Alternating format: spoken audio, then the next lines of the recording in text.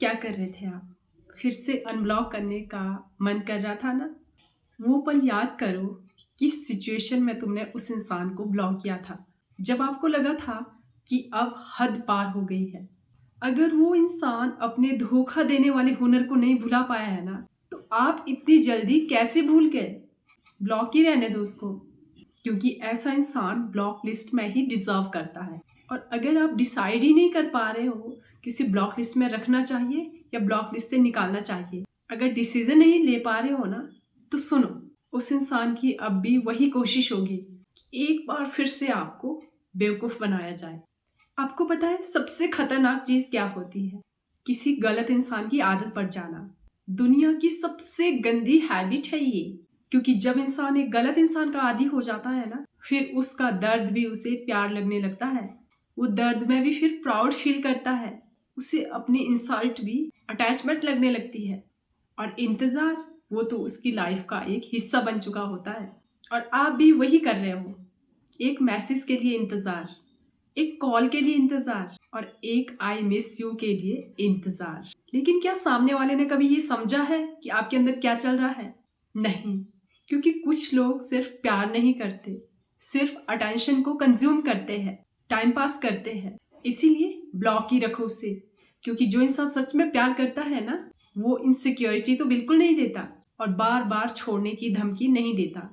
देखिए, अगर किसी ने आपसे आपकी मेंटल पीस छीन ली है ना, तो समझ लो वो रिश्ता आपके लिए कभी सही था ही नहीं।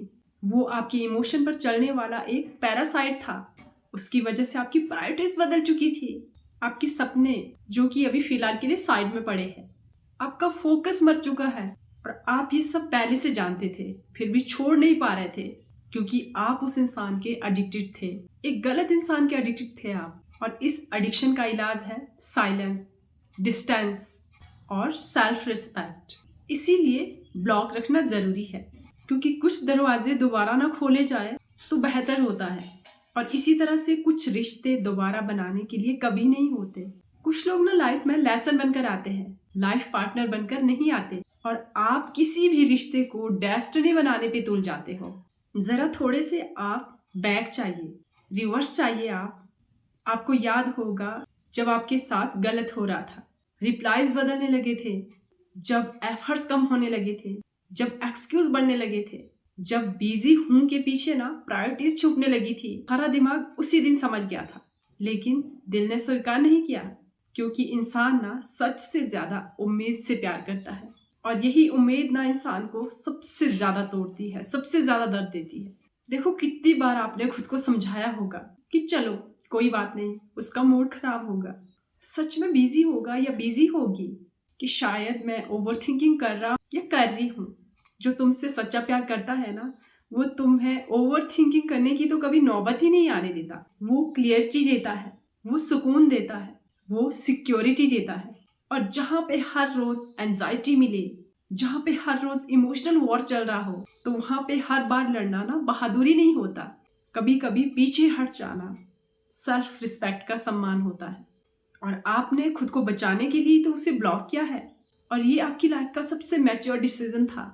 इसीलिए ना अपने इमोशन पे आके उसको डिस्ट्रॉय मत करो, क्योंकि अगर वो इंसान वापस आया ना, शुरुआत में तो सब कुछ अच्छा लगेगा, बट एक टाइम बाद ना फिर से वही पैटर्न स्टार्ट हो जाएगी। वही इग्नोरेंस, वही एंजाइटी, वही एक्सक्यूज, वही दर्द।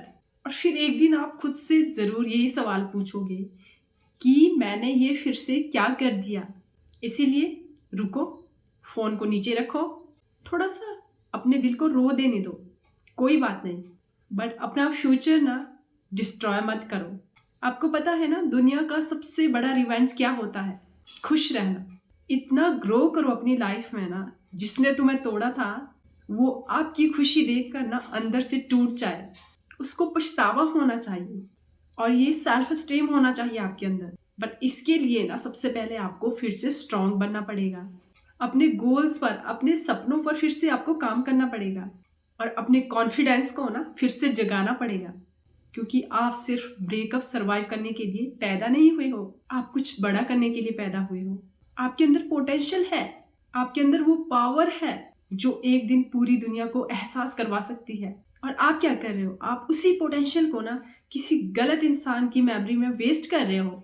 देखो, आपके पेरेंट्स ने आपको इसीलिए नहीं पाला है कि आप किसी की चैट लिस्ट में अपनी वैल्यू ढूंढो।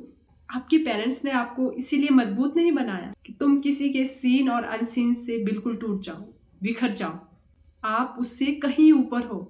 और एक बात सुनो, कभी कभी ना भगवान हमारी लाइफ से कुछ लोगों को इसीलिए निकाल देते हैं क्योंकि वो हमारी मंजिल के रास्तों के ना कांटे बन चुके होते हैं। और हम क्या करते हैं, भगवान हमारे लिए जिस दरवाजे को बंद करता है ना, हम उसी दरवाजे के पास बैठकर रोकर उसे दोबारा खोलने की कोशिश में लगे रहते हैं। अब आप सिर्फ अपनी मेंटल पीस को चुनोगे और ग्रोथ को चुनोगे।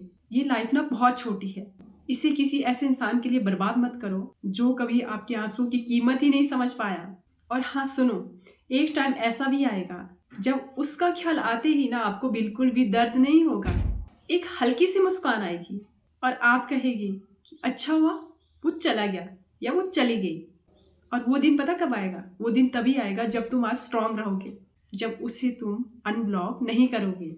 क्योंकि हीलिंग साइलेंस में होती है, ना कि पुराने जख्मों को कुदेरने में। तो उठो और मिरर में देखो और खुद से कहो, मैं किसी का ऑप्शन नहीं हूँ, मैं किसी का बैकअप प्लान नहीं हूँ, मैं चॉइस हूँ। और उस इंसान को ब्लॉक लिस्ट में ही रहने दो, क्योंकि हर इंसान ना दूसरा मौका कभी भी डिजर्व नहीं करता।